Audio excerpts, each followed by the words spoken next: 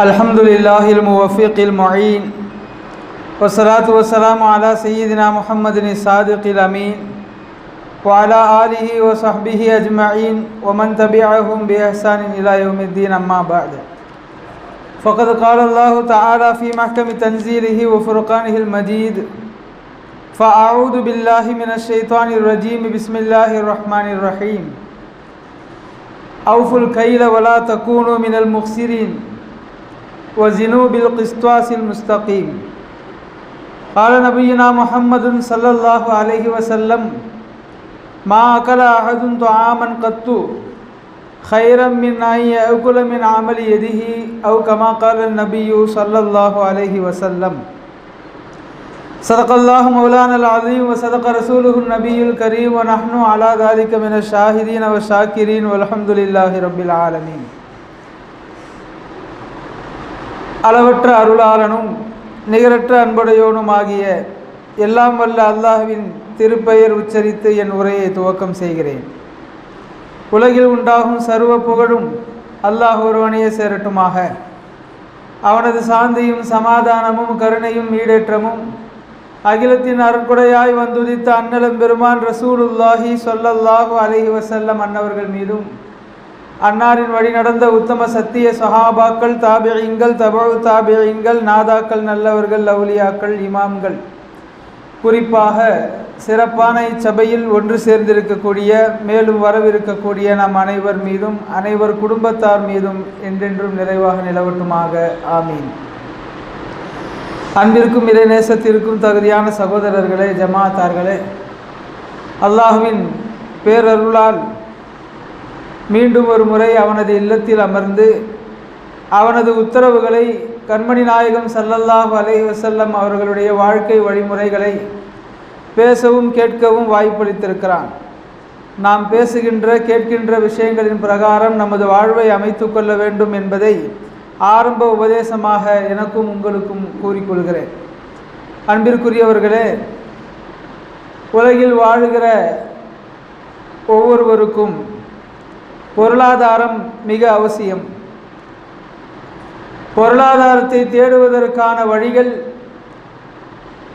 பொருளாதாரத்தை அடைந்ததற்கு பிறகு அதை தக்க வைப்பதற்கான முயற்சி மற்றும் அடுத்தடுத்த நிலைகளில் பொருளாதாரம் மேம்பட வேண்டும் என்கிற சிந்தனை இல்லாத மனிதன் இருக்க முடியாது. தனிநபராக இருக்கலாம், குடும்பமாக இருக்கலாம், ஒரு நாடாக இருக்கலாம். எல்லோரும் பொருளாதாரத்தை தேடி ஓடுகிறோம். அடுத்த கட்ட நிலையை அடைய வேண்டும் என்று ஆசைப்படுகிறோம். குறைந்த தொகை கொடுத்து வாடகை வீட்டில் வசிப்பவர்கள் பெரிய வீட்டிற்கு வாடகைக்கு செல்ல வேண்டும் என்று விரும்புகிறார்கள். வாடகை வீட்டில் இருக்கக்கூடியவர்கள் சொந்த வீட்டில் வசிக்க வேண்டும் என்று சொந்த வீட்டை விரும்புகிறார்கள். சொந்த வீட்டில் வசிப்பவர்கள் கூட மேற்கொண்டு சில வீடுகள் கடைகள் இருந்தால் இன்னமும் பொருளாதாரம் மேம்படும் என்று அவர்கள் விரும்புகிறார்கள். இப்படி மனிதன் பொருளாதாரத்தில் அடுத்த நிலையை அடைய வேண்டும் என்று ஒவ்வொருவரும் விரும்புகிறார்கள். மார்க்கமும் இதை அனுமதித்திருக்கிறது. அப்படி மனிதன் உலகில் வாழுகிற காலத்தில் பொருளாதாரத்தை மேம்படுத்திக் கொள்வதற்காக அவன் செய்கிற வியாபாரம், அவன் இடுகிற உழைப்பு குறித்து மார்க்கம் சொல்லக்கூடிய தகவல்களை நாம் இன்றைக்கு தெரிந்து கொள்ளவிருக்கிறோம். அன்பிற்குரியவர்களே, எல்லோராலும் பொருளாதாரத்தை தேடி பெற்றுவிட முடியும். ஆனால் அதை தக்க வைப்பதிலும் மேற்கொண்டு மேற்கொண்டு பொருளாதாரத்தில் அபிவிருத்தி ஏற்படும் வகையில் செயல்படுவதிலும் தான் பல பேர் தோற்று போய்விடுகிறோம். பொருளாதாரம் அபிவிருத்தி ஏற்படுவதற்கு மார்க்கம் சொல்லக்கூடிய 7 காரியங்கள், பெருமானார் ஸல்லல்லாஹு அலைஹி வஸல்லம் அவர்களும் சஹாபாக்களும் வழிகாட்டி இருக்கக்கூடிய 7 அம்சங்களைத்தான் இந்த வாரம் நாம் இந்த பயான் மூலமாக தெரிந்து கொள்ளவிருக்கிறோம். முதலாவதாக, உழைப்பை நேசிக்க வேண்டும். ஷரீஅத்தில் 50 கடமைகளுக்கு பிறகு சில கடமைகள் நமக்கு கூறப்பட்டிருக்கின்றன, ஃபர்த் என்று கூறப்பட்டிருக்கின்றன. அவற்றில் ஒன்று கல்வி கற்றுக்கொள்வது ஃபர்த். அதற்கு அடுத்த இடத்தில் பொருளாதாரத்தை ஹலாலான முறையில் தேடுவது ஃபர்த். அல்லாஹ் மனிதனுக்கு பொருளாதாரத்தை தேடுவதை கடமையாக்கி வைத்திருக்கிறான்.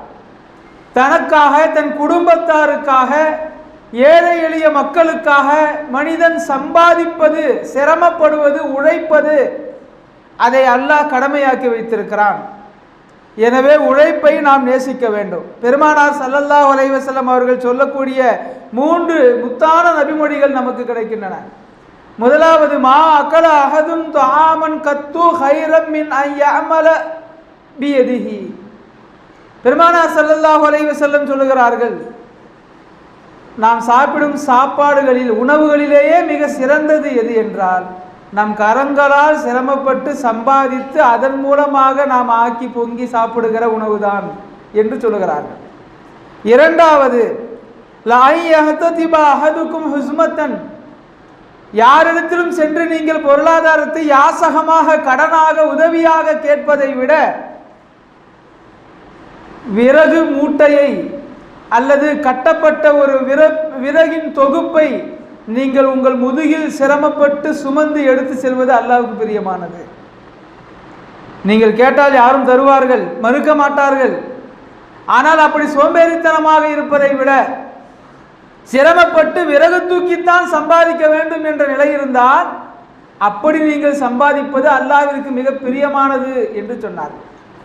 இன்னொரு ஹதீஸில் மிக தெளிவாக சொல்லுகிறார்கள், தலபு கஸ்பில் ஹலால், ஹலாலான பொருளாதாரத்தை தேடுவது ஃபரீலத்துன் அலா குல்லி முஸ்லிம், ஒவ்வொரு முஸ்லிமின் மீதும் விதிக்கப்பட்டிருக்கக்கூடிய கடமை என்று சொல்லுகிறார்கள்.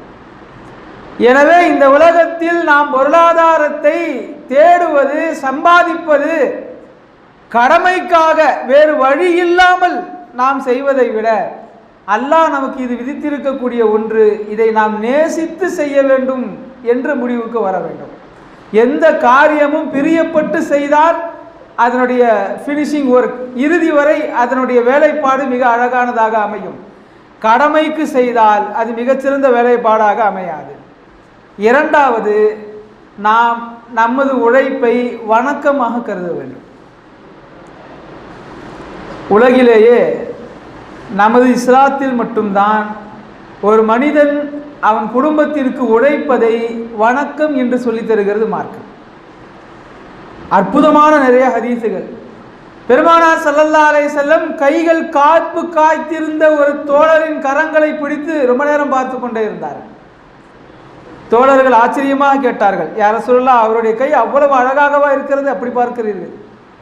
பெருமானார் ஸல்லல்லாஹு அலைஹி வஸல்லம் சொன்னார்கள், அல் காசிபு ஹபீபுல்லா, தன் கரங்களால் சிரமப்பட்டு உழைத்து ஹலாலாக சம்பாதிக்கிற மனிதன் அல்லாஹ்விற்கு பிரியமானவன்.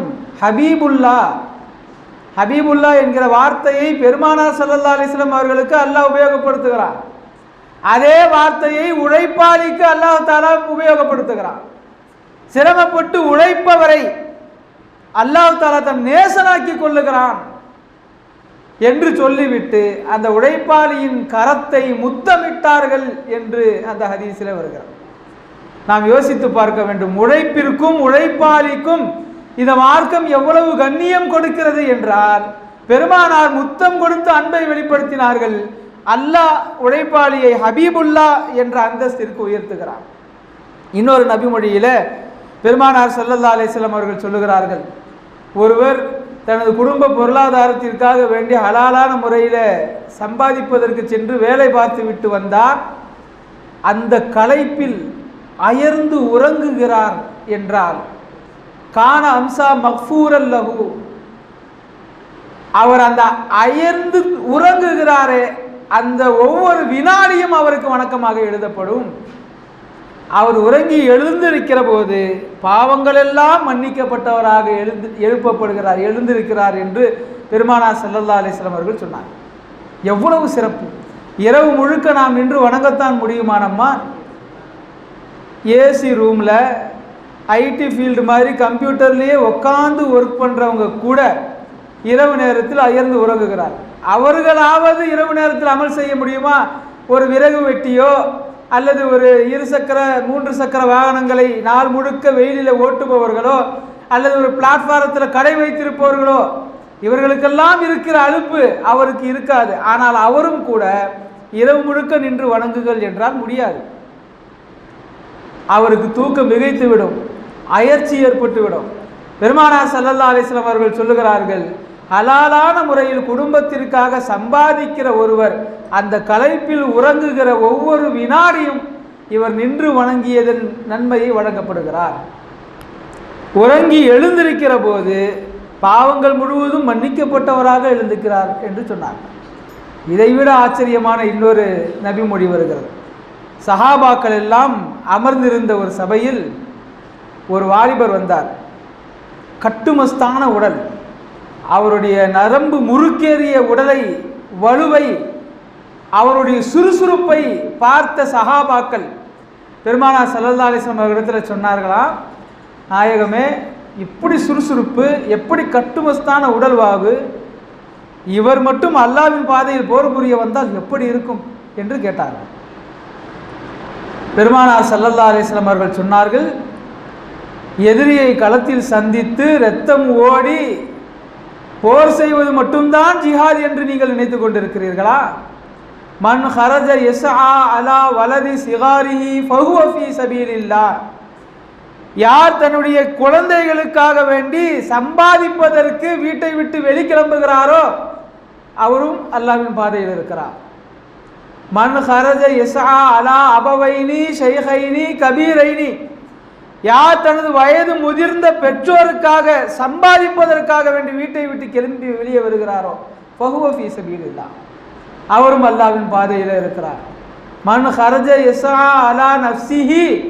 யார் தனக்காக வேண்டி யாரிடத்திலும் கையேந்தி விடக்கூடாது என்ற சுயமரியாதையை காப்பாற்றுவதற்காக தனக்காக வேண்டி சம்பாதிக்க வருகிறாரோ ஃபஹுவ ஃபீ சபீலில்லாஹ், அவரும் அல்லாஹ்வின் பாதையில் இருக்கிறார். நாம் சம்பாதிக்க செல்வது நமது பொருளாதாரத்தை காப்பாற்றிக் கொள்ள, தக்க வைக்க, நம்முடைய குடும்பத்தாருக்கு உணவளிக்க, ஆடையளிக்க. அதை கூட இந்த மார்க்கம் எந்த அளவிற்கு சிறப்புப்படுத்துகிறது என்றால், அது வணக்கம், அது பெருமானாரின் அன்பை உங்களுக்கு பெற்றுத்தரும். அல்லாஹ் உங்களை ஹபீபாக ஆக்கிக் கொள்ளுகிறான். நீங்கள் வியாபாரம் செய்கிற நேரமும் அல்லாஹ்வின் பாதையில் இருக்கிறீர்கள்.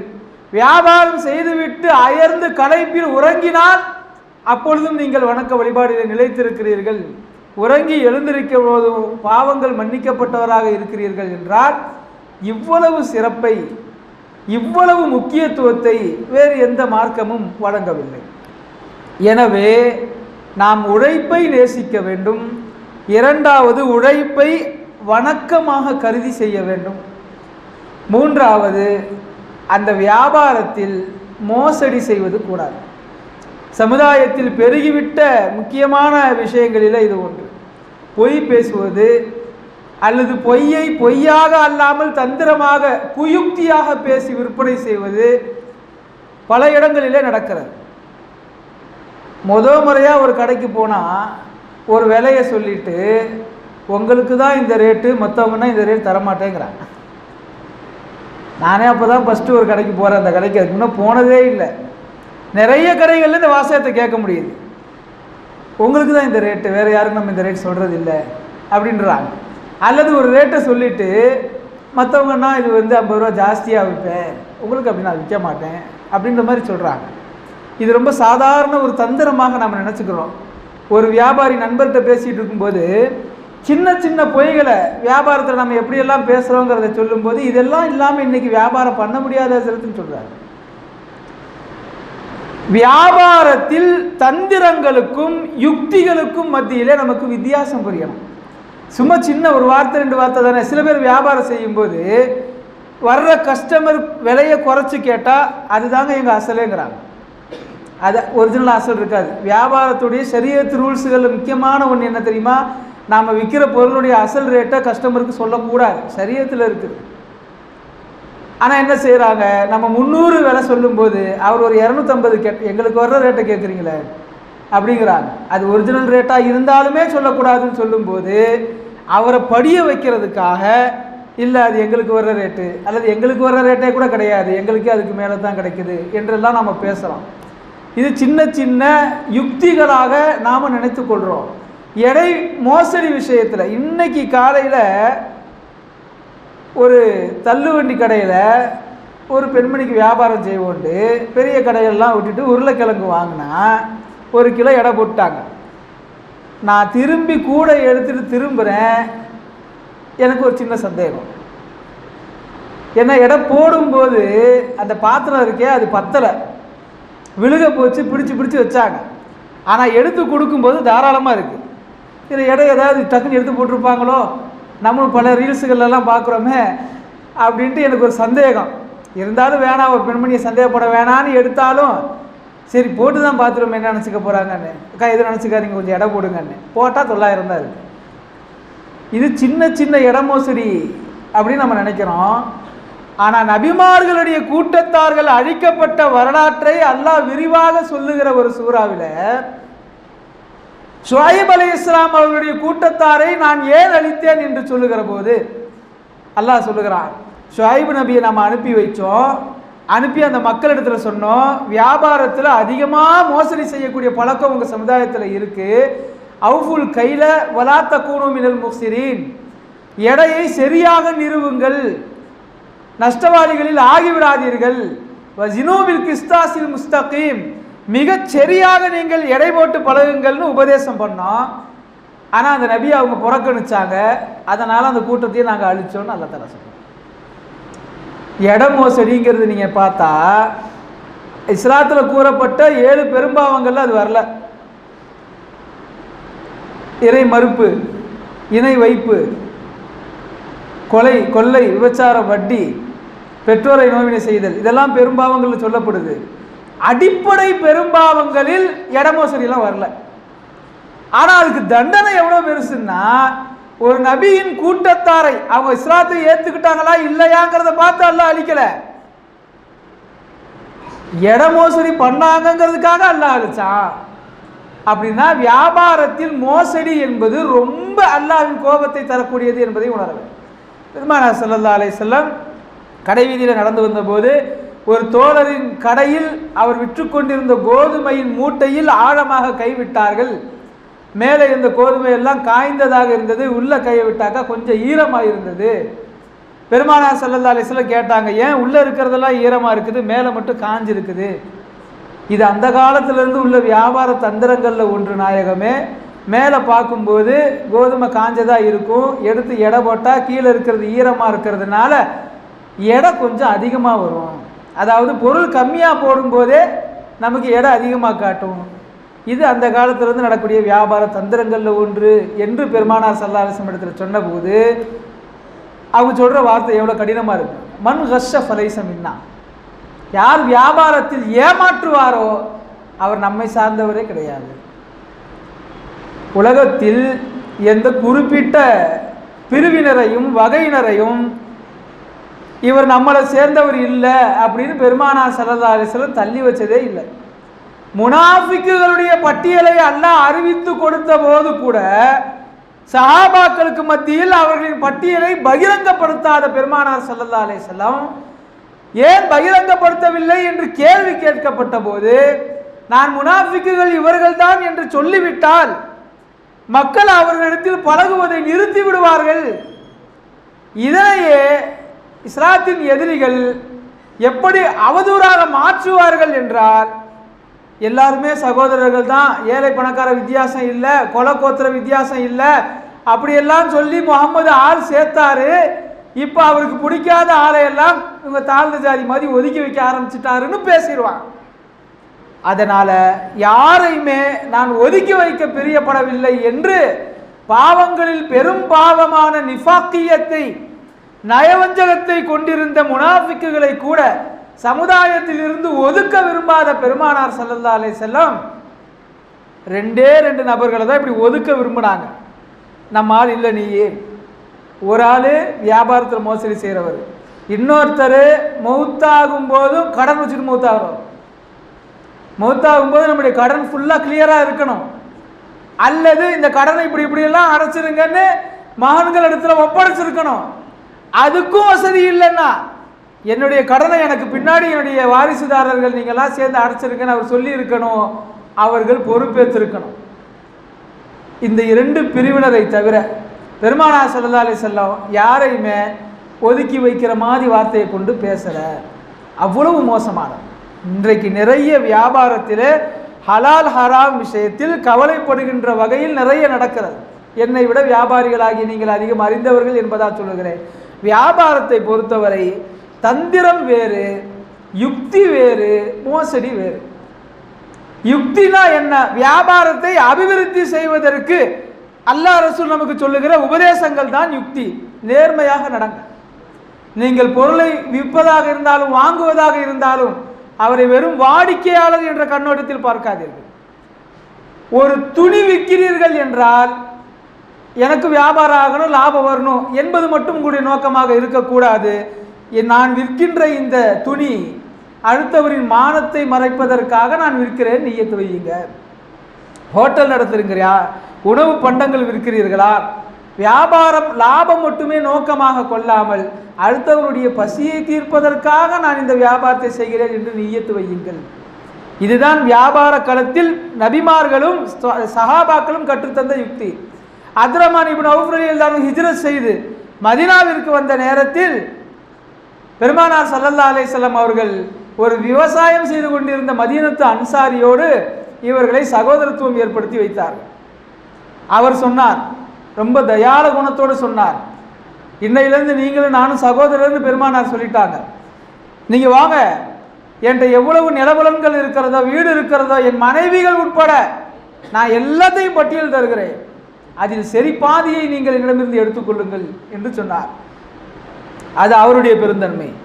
அப்துர்ரஹ்மான் இப்னு அவுஃப் ரலியல்லாஹு அன்ஹு சொன்னார்கள், அப்படி எனக்கு சொத்து வேண்டாம், விவசாய நிலமும் வேண்டாம், உங்களுடைய விவசாய நிலத்தை எனக்கு காண்பியுங்கள். போய் பார்த்தாங்க, என்னென்ன விளையுது, என்னென்னலாம் இது வரைக்கும் விளைச்சல் பண்ணியிருக்கிறீங்க, எது அமோகமான விளைச்சலில் இருக்குது. இரண்டாவது கடை வீதியை எனக்கு காட்டுங்கள் என்றார். கடை வீதி காட்டப்பட்டது. எந்த நாட்டிலிருந்து அதிகமாக கொள்முதல் நடக்குது, எந்த நாட்டுக்கு அதிகமாக இங்கேருந்து சரக்கு ஏற்றுமதி ஆகுது, இந்த களத்தையெல்லாம் ஆய்வு செய்யறதுக்கு அப்புறம் அப்துர்ரஹ்மான் இப்னு அவுஃப் ரலியல்லாஹு அன்ஹு விவசாயம் செய்து வியாபாரம் செய்தார்கள். யாரெல்லாம் இவர்களை விட பணக்காரர்களாக இருந்தார்களோ, ஒரு ரூபாய் கூட முதல் இல்லாமல் இருந்த அப்துர்ரஹ்மான் இப்னு அவுஃப் ரலியல்லாஹு அன்ஹு அடுத்த 20 ஆண்டுகளில் அரபு தீபகற்பத்திலேயே பெரிய பணக்காரர். எப்படி சாத்தியப்பட்டது என்றால் அவர்களுக்கு இருந்த வியாபார யுக்தி. வியாபாரத்தை பொறுத்த வரைக்கும் நாம் அடுத்தடுத்த நாட்களில், அடுத்தடுத்த ஆண்டுகளில் என்ன மாற்றம் ஏற்படும் என்கிற தொலைதூர சிந்தனை, அப்டேட் நமக்கு இருக்க வேண்டும். இல்லை என்றால் மாடு மாதிரி சில பேர் உழைத்து கொண்டே இருப்பார்கள், பொருளாதாரத்தில் நின்ற இடத்திலேயே நின்று கொண்டிருப்பார்கள். ஆனால் உழைக்கிறது பார்த்தா 14 மணி நேரம் 16 மணி நேரம் கடுமையான உழைப்பு செய்வார்கள். தொலைதூர சிந்தனை இருக்காது. எதிர்கால வியாபாரம் எப்படி மாறும் என்ற யுக்திகள் தெரியாது. இதையெல்லாம் தெரிந்து வியாபாரம் செய்ய வேண்டும் என்பதை மார்க்கம் நமக்கு வலியுறுத்துகிறது. ஐந்தாவது, நம்மிடத்தில் பணிபுரியக்கூடிய தொழிலாளிகள், நாம் வியாபாரம் செய்யக்கூடிய நமது வாடிக்கையாளர்களிடத்தில் நேர்மையாக நடக்க வேண்டும். குறிப்பாக தொழிலாளர்களிடத்தில், நிறைய முதலாளிகளிடத்தில் அபிவிருத்தி இல்லாமல் போகிறதுக்கு காரணம் திடீர் என்று வரக்கூடிய செலவுகள் அல்லது நஷ்டம், வியாபாரம் குறைதல் அல்லது லாபத்தில் அபிவிருத்தி குறைதல். இந்த மாதிரி பிரச்சனைகள் எல்லாத்துக்கும் மெயின் காரணம் என்னன்னா தொழிலாளர்களிடத்தில் ஈவு இரக்கம் இல்லாமல் நடந்து கொள்ளுது. பெருமானார் ஸல்லல்லாஹு அலைஹி வஸல்லம் அவர்கள் சொன்னார்கள், உங்களிடத்தில் வேலை செய்யக்கூடியவர் அவர் வேலை செய்து முடித்து அவரது வியர்வை காய்வதற்கு முன்னால் நீங்கள் அவருக்கான ஊதியத்தை கொடுத்து விடுங்கள். எவ்வளோ அழகான ஒரு உவமையோடு பெருமானார் சொல்லுகிறார்கள். செய்த வேலையினால் அவருக்கு வேர்த்திருந்தால் அந்த வேர்வை அவர் அமர்ந்த பின் காய்வதற்கு எவ்வளவு நேரம் எடுக்கும்? அதிகபட்சம் அந்த அளவிற்குத்தான் நீங்கள் நேரம் எடுக்க வேண்டும். அவருடைய ஊதியத்தை சரியாக கொடுத்து விட வேண்டும். செய்தனா அபூதர் கிஃபாரி ரலியல்லாஹு அன்ஹு மூத்த சஹாபிகளில் முக்கியமானவர். ஒரு முறை கோபப்பட்டு அவருடைய அடிமையை அடித்து விடுகிறார். ஒரு வார்த்தை திட்டவும் செய்கிறார். அந்த அடிமை நீக்ரோ இனத்தை சார்ந்தவர். கருப்பின அடிமையே என்ற வார்த்தையை சொல்லி திட்டுறார். அந்த அடிமை பெருமானார் ஸல்லல்லாஹு அலைஹி வஸல்லம் அவர்களிடத்தில் சென்று முறையிடுகிறார். பெருமானாரின் வருகைக்கு முன்னால் ஒரு அடிமை துன்புறுத்தப்பட்டால் தன்னுடைய குறையை முறையீடாக வைப்பதற்கு ஒரு நபர் அன்று கிடையாது.